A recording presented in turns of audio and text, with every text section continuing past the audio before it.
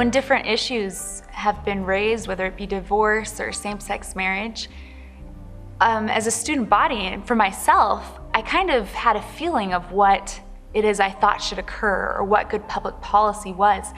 But as people asked me questions about why I believed the way I did, I had no responses. In the years that I've studied about family issues, I've seen that those who oppose marriage and family are very logical and well-reasoned, very prepared, very articulate. You know, especially when it comes to issues like same-sex marriage. In Canada, when we started having hearings about same-sex marriage, nobody could even articulate what marriage was. You know, why do we have it? I mean, and the pro-marriage side just got beat up because they were so inarticulate. For me personally, I realized the need to improve and the obligation that I had to improve. And so it's important to have a grasp of what's going on and good arguments, if you will, of why we feel the way we do, other than just, well, it's what I believe. You know, that won't get very much accomplished. So we have to have messages and materials and ideas and arguments that can be used throughout the whole public square, no matter what the person's faith background might be. As a law society, we had this idea for this conference that it would be an opportunity to engage in a dialogue to kind of promote the scholarship of academic support for the ideas that we find is in line with the values and ideas that we have here at BYU and as members of the church. We can learn from one another. So we just had a talk on neuroscience. And for me as an economist, I find that sort of fascinating.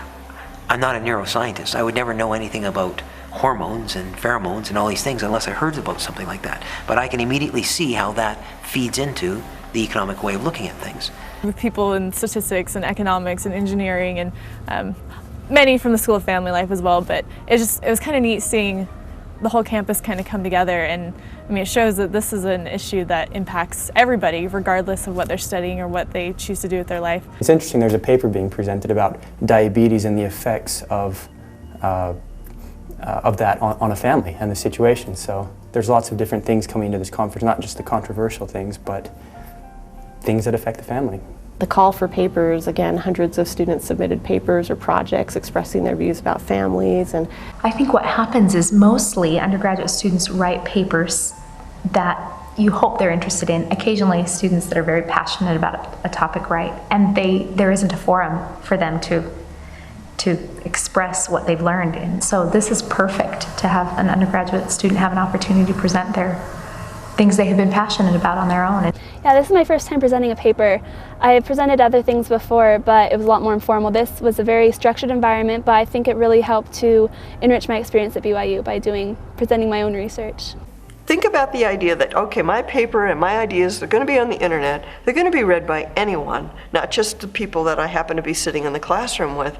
You've got to make a different kind of an argument for that. When we get into discussions about marriage and what the laws are about marriage, a lot of our arguments tend to fall back on doctrine, which is fine when you subscribe to that doctrine, but we need to engage in conversations with people who maybe don't have that doctrinal background. And so I really went after this paper as an exercise to see if I got into the law and into the case law, what would I find? The Ruth Institute offered to publish my paper, and I realized, like, how am I going to take a stand for something unless I'm willing to put my name out there? Seeing the students as they wrote their papers and the analysis that occurred and prepared for the presentations, and the growth from point A to point B, and with the projects that they did, so creative and so professional. I mean, I think they could have displayed them anywhere. We had things that covered everything from drug issues to pornography to artwork. And they took their unique background and were able to apply it in ways that I could have never imagined in strengthening and promoting families. And that's one thing that I didn't expect quite how it played out, but it ended up working really well and was really exciting to me. I have had a renewed energy. I really felt that I actually probably learned as much from my audience getting feedback and discussing issues as I did presenting. And so it really has acted as a double-edged sword where I have both been able to present ideas but also been edified myself and re-energized.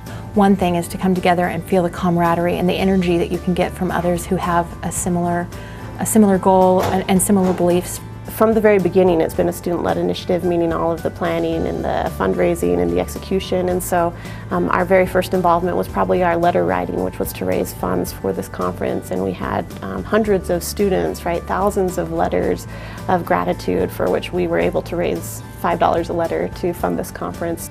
I've learned that it's important to step out of your comfort zone and move forward, and as you do, then things just work out, and that's how it's turned out, this symposium. Learning all the red tape to get through, since we're not really familiar with making a symposium. There's been a lot of coordination, and it's just been valuable for me to see how much people care about the family. And the scope of the symposium is much larger than other conferences that I've been able to attend in terms of the numbers. 20 presenters and 7 states represented. There are several students here that have come from other schools. So there's a young man from Grove City College that came. There's a young man from John Paul the Great Catholic University in San Diego.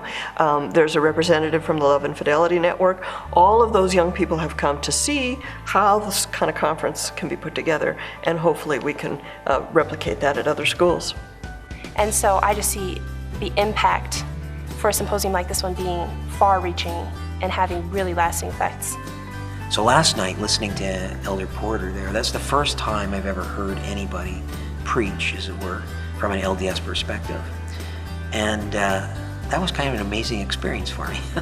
One of the things that I really appreciated last night, and I mentioned it in my talk, was I was overwhelmed by the reverence that he had for the family. That he really took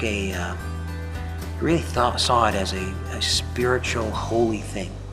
I think they did a great job this first year. I hope this continues, because it's great to see how involved all the different departments have been. I've seen friends from all over campus here. I thought it'd be mainly law students and people from my major here, but it's everybody, and it's been great. Everything has been done pitch perfect. Everything's exactly right, and I feel very grateful that to be even slightly associated with something that's this well done. I'm excited that the students felt the need to put this together, and I hope that the faculty become as involved as they can and should be in continuing it. This one event is not going to be enough to make all of that continue happening and to develop all of the things that need to be developed.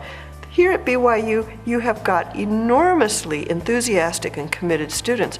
And the patterns they learn here of truth and in the gospel especially, and how to apply practical things from their disciplines that they've learned, wherever they go, they're going to be the leaven in the bread. There's just no question in my mind.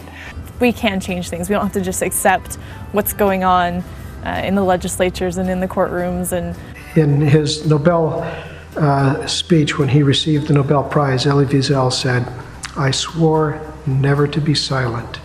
And he talked about the power of one to make a difference. If you're going to do it for anything, I mean, the family, the more and more I've done it, the more I'm like, this is so important. We've got to contribute all we can to this. We do have a new generation that will carry this forward, and the work is in good hands. And I think that is probably the most exciting thing that I've seen today. Whatever you can do to support these students moving into the family law area is extremely important, and it will pay lasting dividends. The law school's been supportive, and BYU's been supportive, and faculty, and we're just so grateful for their willingness to believe in us as students and to believe that we can accomplish something, that we have the ability to do something great, and to let us go and to develop in that way. The symposium as a whole is just an outstanding opportunity for students to be enriched on the arguments, so that when they do graduate or pursue jobs, they will be more than capable of articulating a defense in support of marriage and the family.